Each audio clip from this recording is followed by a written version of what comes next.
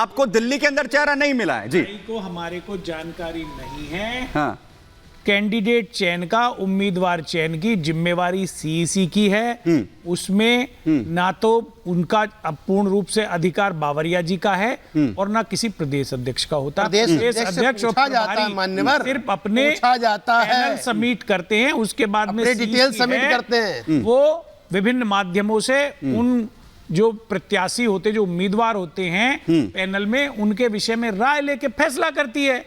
उसमें अगर आप इसी को बहाना बना रहे हो, संदीप दीक्षित जी गाली दे देते हैं, आपको पार्टी से प्रश्न उठा देते हैं, जो 2 बार के सांसद हैं, उससे बड़े नेता हैं कन्हैया कुमार। बहाना ढूंढ रहे हैं आप, ये कह रहे हैं? नहीं, आप अगर सीईसी के अंदर चर्चा हो रही है दुष्यंत जी, के बड़े नेता, ठीक है राणा जी, एक मिनट, भारत के बड़े, सिर्फ जेएनयू में पड़ा हुआ भारत तेरे टुकड़े होंगे ये बोल देने से बड़ा हो जाता है।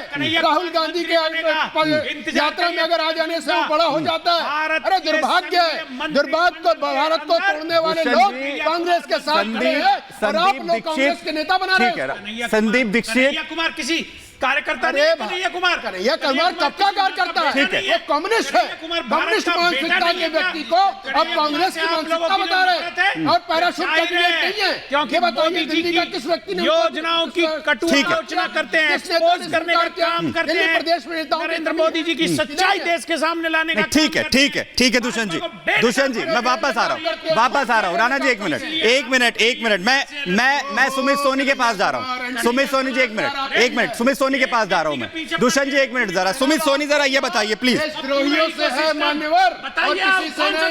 देशद्रोही का साथ मंत्री नरेंद्र मोदी जी के ठीक है राणा जी, पहली बार सुमित सोनी को जी, एक ऐसा नेता मिला है जी, वो जो कहता है वो करता है। मोदी जी ने कहा 370 हटाऊंगा, हटा दिया। मोदी जी ने कहा राम मंदिर बनाऊंगा, बना दिया। और आप याद रखिए, मोदी जी ने कहा था कि देश को कांग्रेस मुक्त करेंगे, तो ये उसी श्रृंखला के अंदर आप सभी दृश्य देख रहे हैं। इसके अंदर कोई भी आश्चर्यजनक नहीं है। कांग्रेस सामने से चुनौती दे करके जी आपने कहा था 370 हटाएंगे, हटा दिया क्या? वो चुनौती देते हैं और मोदी जी करते रहते हैं। उन्होंने बोला कि राम मंदिर आपका एजेंडा था, आपने बना दिया क्या? मोदी जी ने बना दिया। वो रैलियां करके, अपने प्रदर्शन करके वो कहते हैं कि जी कांग्रेस तो अभी भी जिंदा है, लेकिन कांग्रेस को अपने गिरेबान में झांकने की जरूरत है, जमीनी हकीकत जानने की जरूरत है। सच्चाई तो ये है, समस्त इंडिया गठबंधन और सभी पार्टियां अपने एजेंडा से, अपनी नीतियों से, अपनी पॉलिसी से, विचारधारा से, हर चीज से भटक चुकी है। आज के दिन गठबंधन का सिर्फ और सिर्फ एक ही मुद्दा है, एक ही लक्ष्य है कि किस प्रकार से मोदी को हटाया जाए।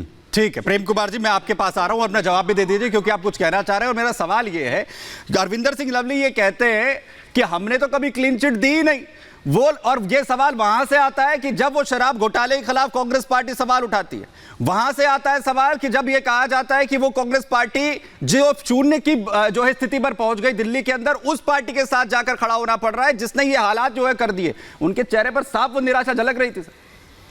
देखिए, आप तो बोल रहे हैं कि लेकिन अरविंदर सिंह लवली पहले वो व्यक्ति हैं, जब अरविंद केजरीवाल की गिरफ्तारी होती है तो सबसे पहले उनके घर पहुंचने वाले व्यक्ति, सबसे पहले ट्वीट करने वाले व्यक्ति वही दिख रहे थे ना। हमें तो ध्यान है, याद है।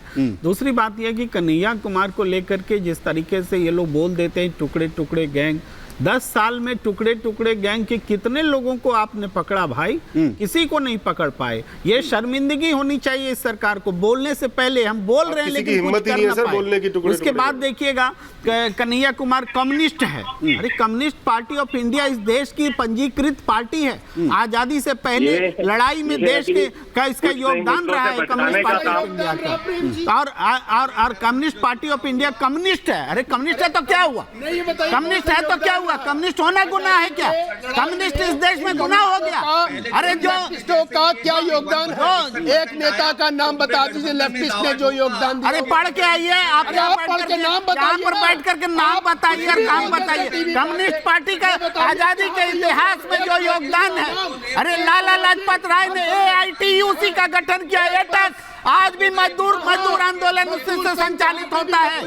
आज भी MN रॉय, भूल गए आप? भी लाल झंडा अरविंदो घोष के भाई इंडस्ट्री भूल गए आप। जी, अरे किस बात में आप बताऊं, लाल कम्युनिस्ट पार्टी का इतिहास है। आप यहाँ इतिहास पढ़ने बैठे हैं क्या? ठीक, एक मिनट प्रेम जी, गांधी एक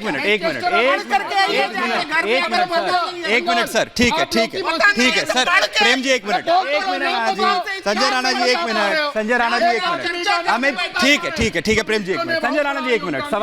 सवाल ये है कि क्या पार्टी के अंदर वो लोकतंत्र जिसका बार बार जिक्र किया जाता है, जिसकी बार बार दुहाई दी जाती है, वो बचा या फिर नहीं बचा हुआ है? अमित, एक लाइन और बोलना चाहता हूं। बोलिए कंप्लीट कीजिए जल्दी से प्लीज। अरविंदर सिंह लवली के एक विरोधी स्वर से बीजेपी इतनी उम्मीद में आ गई है कि उसको 7 विधान लोकसभा सीट में जीत मिल जाएगी। समझिए कितनी दरिद्रता है पूरी चुनाव के अभियान में कि एक अरविंदर सिंह लवली पर इनका जीत का अभियान टिका हुआ। वो ये कह रहे हैं ना कि पार्टी के अगर दिल्ली के अंदर 7 सीटें हैं और वहां पर कांग्रेस का प्रदेश अध्यक्ष अगर इस्तीफा दे देता है तो आप तो वॉकओवर दे रहे हैं ना, वो तो वॉकओवर दे रहे हैं फिर पूरी कांग्रेस पार्टी के लिए। सवाल ये है, मैं अमित तिवारी जी को लेकर आई, अमित तिवारी जी वॉकओवर मिल गया है बीजेपी को, ये स्थिति बन गई है बीजेपी की अपनी कोई ताकत नहीं, वहां तो पहले ही 7-0 था। अमित जी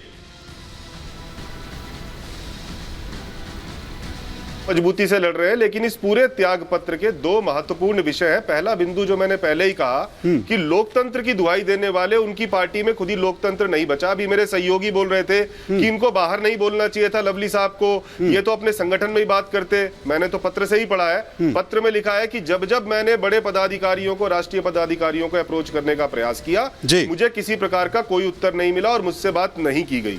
दूसरा भी ये कह रहे थे सीईसी का निर्णय होता है, किसी प्रदेश अध्यक्ष का तो कुछ होता ही नहीं है।